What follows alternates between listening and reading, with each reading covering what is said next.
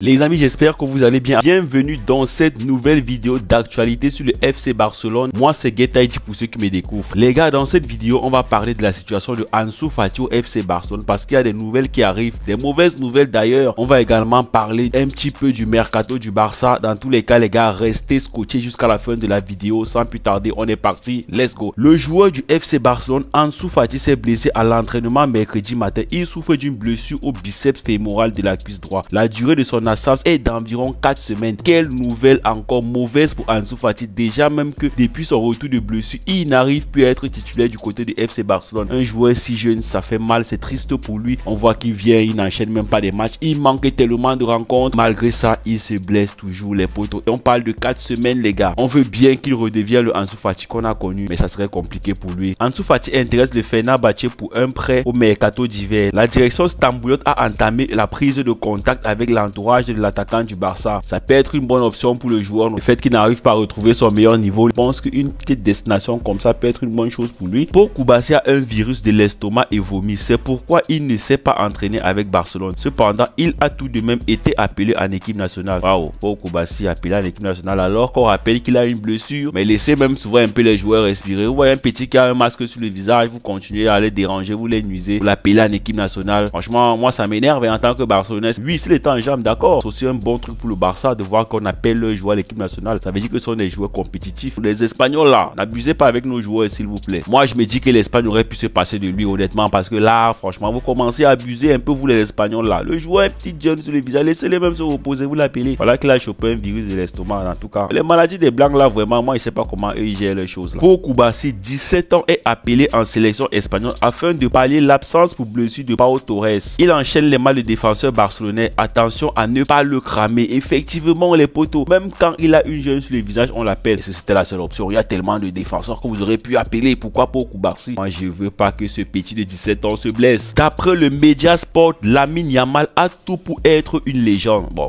moi on va pas trop s'enflammer, il n'a que 17 ans. Il est en train de faire de bonnes choses. On se rend pas compte qu'à son âge il a quand même des statistiques. Moi je dirais un peu au-dessus de Messi. S'il continue comme ça, il est bien parti, mais c'est un peu trop tôt pour parler de légende les gars. Vous avez quand même un peu exagéré. Ne surcotez pas trop l'enfant là. Il y a eu beaucoup de joueurs qui ont commencé très fort jeunes et après ils ont chuté. Je pense notamment à Ansu Fati, son coéquipier, qui est un exemple phare qui est devant lui. Record de précocité, c'était lui. C'est vrai que maintenant, Lamine Yamal a récupéré tous ses records de précocité. Mais ça n'exclut pas le fait qu'il peut aussi chuter comme Ansu Fati l'a fait. Dans tous les cas, c'est pas ce qu'on souhaite pour lui. Moi, je souhaite qu'il devienne une légende. Et en tant que Barcelonais, ce n'est que normal. Officiel, les potos, Rafinha est le nouveau numéro 10 du Brésil. Waouh! Mais ce Barcelonais là, franchement, le début de saison qu'il fait d'abord est stratosphérique. Maintenant, le numéro 10 du Brésil est à lui. Le dorsal de Neymar, s'il vous plaît. Le dorsal que Ronaldinho a porté, que Rivaldo a porté. Franchement, ça prouve que le joueur mérite tout ce qu'il est en train de réaliser. Honnêtement, pour moi, tu mérites ce numéro 10. Continue à faire ce que tu es en train de faire. Ne sois pas surpris que tu aies un ballon d'or dans ta carrière si tu continues comme ça. Continue à progresser. Deviens même la star de ce Brésil. Parce qu'il y a des joueurs comme Vinicius là qui passent leur temps à crier sur les terrains alors qu'avec l'équipe nationale, ce n'est pas terrible. Les amis, maintenant, parlons un petit peu du mercato du Barça parce qu'il y a un défenseur qui est sous les viseurs de Hansi Flick. Ça me fait plaisir parce que comme je vous l'ai dit, la défense barcelonaise actuellement est fébrile. Si Paul Koubassi est blessé, si Inigo Martinez est blessé, il n'y a pas pour l'instant le remplaçant. On a des Araujo qui ne sont pas encore de retour. Même quand ils seront de retour, on n'est pas ceux qui seront à un bon niveau. Donc les potos, Hansi Flick fait pression pour que le Barça signe Jonathan Tah. On rappelle que c'est un très bon défenseur du côté du Bayer Leverkusen que le Barça a envie de signer. D'après ce que vous pouvez voir là, ce n'est pas que le Barça qui est intéressé. Les deux seules options de Jonathan Tah sont le Bayern Munich et le Barça. Bayern Munich là, vous aussi vous commencez à abuser. Quand un joueur devient un peu fort dans votre championnat, vous commencez à les récupérer. Moi honnêtement, si c'est Jonathan Tah, je ne parle pas au Bayern de Munich parce que c'est quoi? Quand un joueur est un peu fort, que ce soit à Leverkusen, que ce soit à Dortmund, quand ils sont un peu forts, le Bayern les prend. J'ai l'impression qu'à la base en Allemagne, tous ces clubs forment des joueurs pour les donner au Bayern de Munich. Mais vous allez créer la concurrence dans quoi? Bon là, si moi était toi, je signe à Barcelone parce que le Bayern de Munich là, j'en ai marre de les voir passer leur temps à prendre des joueurs qui sont forts à des autres clubs du même championnat. C'est ce qui m'énerve. C'est vrai que le Bayern a l'argent et quand il y a l'argent devant, on peut comprendre aussi. Le Barça a un avantage pour signer Jonathan Tah car son agent est Pini Zahavi qui a une excellente excellente relation avec Laporta. Ouais, c'est quand même bien. Ça fait plaisir de savoir que l'agent du joueur a une excellente relation avec Laporta. Espérons que ça va favoriser son transfert du côté du Barça. On est complet au milieu de terrain, mais on n'est pas complet en défense et en attaque. Figurez-vous que si Lamine Yamal se blesse, il n'y aura pas son remplaçant. Figurez-vous que même de l'autre côté, il n'y a même pas un joueur phare, pas peut-être Rafinha qui dépanne souvent là-bas en haut. Mais logiquement, on a besoin de 2 ailiers et 1 ou 2 défenseurs parce qu'au milieu de terrain, on voit vraiment pas qui on a besoin. On a tellement de joueurs, on a près de 6 milieux de terrain quand même confirmés qui sont très bons. Donc pour moi, les postes qui sont vraiment cruciaux actuellement, c'est l'attaque et la défense. Frenkie de Jong, je pense encore à ma cheville de temps en temps. Je ne sais pas si je suis prêt à jouer 90 minutes. Je commence à en avoir marre un petit peu parce qu'il n'est pas à 100%. Mais les Pays-Bas le convoquent quand même. Ronald Koeman, toi et ton de Jong là, ne nous fatigue pas. Il y a tellement de joueurs que tu peux convoquer en équipe de Hollande. Pourquoi forcer un joueur qui a une petite gêne à la jambe pour l'amener en équipe nationale pour qu'il parte se cramer sur un match et il revient à Barcelone avec un pied et demi? J'ai peur que quand on revienne à la trêve internationale, le Barça soit handicapé. On va y aller à Lamine Yamal qui n'est même pas 100%. Voilà, De Jong aussi qui n'est même pas 100%, mais qui est quand même à l'équipe nationale. Ou Barça qui est blessé au visage, mais qui est quand même à l'équipe nationale. Non, mais au bout d'un moment, il va bien falloir qu'on laisse un peu les joueurs du Barça se reposer. Moi, j'ai dit, moi, j'aime quand un joueur va en équipe nationale, quand il est en forme, bien sûr. Mais s'il n'est pas en forme, franchement, laissez-le profiter un peu de la trêve internationale en se reposant. C'est aussi important pour le joueur et c'est important pour le club du joueur, même pour la nation. Quand vous cramez vos joueurs, ça ne vous aide pas aussi vous-même derrière, vous les pays là. Qu'est-ce qui vous a aidé à traverser cette période difficile? Ma femme, mon enfant, les bonnes personnes qui m'entourent, les médecins qui m'ont aidé à récupérer de ma cheville. Bon, c'est une bonne nouvelle pour lui là. J'ai pas grand chose à dire par rapport à ça. Vous êtes-vous déjà demandé quand cela va-t-il se terminer? Oui, parfois j'ai toujours cru que je rejouerais au football, mais l'incertitude concernant la récupération était très difficile. Je me suis demandé si j'allais revenir tel que j'étais. J'y ai pensé. En tous les cas, le joueur a quand même su gérer. Ça fait plaisir de voir qu'il est de retour au top avec le Barça. Bon, nous on est content pour ça. Barcelone pense que Frenkie de Jong ne veut pas renouveler son contrat et prévoit de quitter le club sur un transfert gratuit. Déjà, le salaire du joueur, c'est quand même énorme. Ça pèse beaucoup dans les vestiaires du Barça. Donc, s'il veut partir, moi, j'ai vraiment pas trop de gêne avec. C'est vrai que ça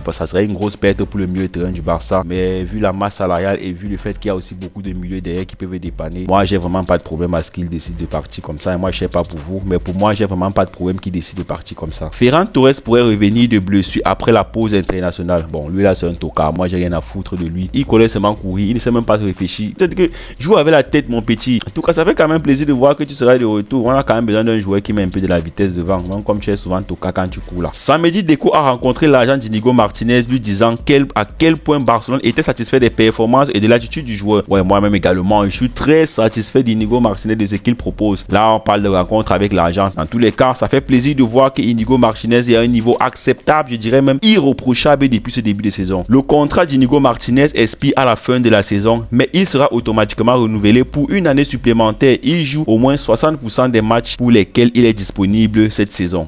Ça ne va souffrir de rien à ce que son contrat soit renouvelé parce que oui, c'est un joueur qui est à l'aise déjà à Barcelone, qui s'est déjà très bien intégré à l'équipe, qui est très à l'aise et qui s'adapte très bien à la philosophie de Hansi Flick. Ça fait plaisir pour le joueur, ça fait plaisir pour le club. Espérons que ça va continuer comme ça. Moi, en tant que Catalan, je souhaite que tout se passe bien pour tous nos joueurs. Le contrat d'Inigo Martinez et Robert Lewandowski seront probablement automatiquement renouvelés à la fin de la saison. Mais le Barça n'exclut pas de négociations au renouvellement avec eux au préalable pour garantir la stabilité. Bon, ouais, là, ça reste à voir. C'est qu'il y a des clubs qui sont un peu intéressés, mais Lewandowski commence aussi à être vieux. Je pense qu'il va terminer à Barcelone et aller peut-être en Arabie Saoudite jouer l'argent plus tard ou bien à l'Inter Miami comme les Messi et autres là. Dans tous les cas, pour moi, je m'inquiète pas trop là-dessus. Deco évoque la rumeur Victor Gyökeres au FC Barcelone. C'est un bon joueur. Il marque beaucoup de buts au Portugal, on le connaît, mais ce n'est pas de notre priorité et on ne pense pas à récupérer un numéro 9 dans l'immédiat pour remplacer Robert Lewandowski. Bon, c'est déjà une bonne chose que le Barça pense déjà à ce joueur parce que lui là, il est en train de planter les buts. Lui ne joue pas du côté de Sporting. C'est un monstre. En tout cas, Barcelone, si vous pouvez aller le chercher, allez le chercher rapidement. Vous avez quand même raison d'attirer l'attention sur le fait qu'on ne s'est pas pressé parce que s'il vient à Barcelone actuellement, il va être un peu remplaçant derrière Lewandowski, ce qui va pas aussi l'aider. Donc, mieux le laisser avoir le temps de jouer à Sporting. Et attention à ce que notre club ne vienne pas nous le piquer parce que moi, je crois que c'est un joueur qui est bien parti pour venir du côté du FC Barcelone. Voilà les amis, c'était tout pour cette vidéo. Merci d'avoir regardé la vidéo jusqu'à la fin. D'ici là, n'oubliez pas de vous abonner à la chaîne, de liker la vidéo, de commenter, de partager. Quand vous le faites, vous envoyez un très bon signal aux algorithmes YouTube, les potos. S'il vous plaît, lâchez un max de like pour cette vidéo. Permettez-moi de grandir. Je ne suis pas un robot, je suis un être humain. Moi, c'est GetID. Pour ceux qui me découvrent, je fais des vidéos débriefs sur le football, sur le FC Barcelone précisément. Quand il y a match et quand il n'y a pas de match, on fait des vidéos comme ça, actualité sur le football. Donc, s'il vous plaît, les potos, soutenez la chaîne, likez un max et abonnez-vous, c'est hyper important. Faites-le pour moi, faites-le pour qu'on grandisse ensemble. Et bon, Visca Barça. D'ici là, portez-vous bien dans une prochaine vidéo. Profitez des vôtres. Ciao!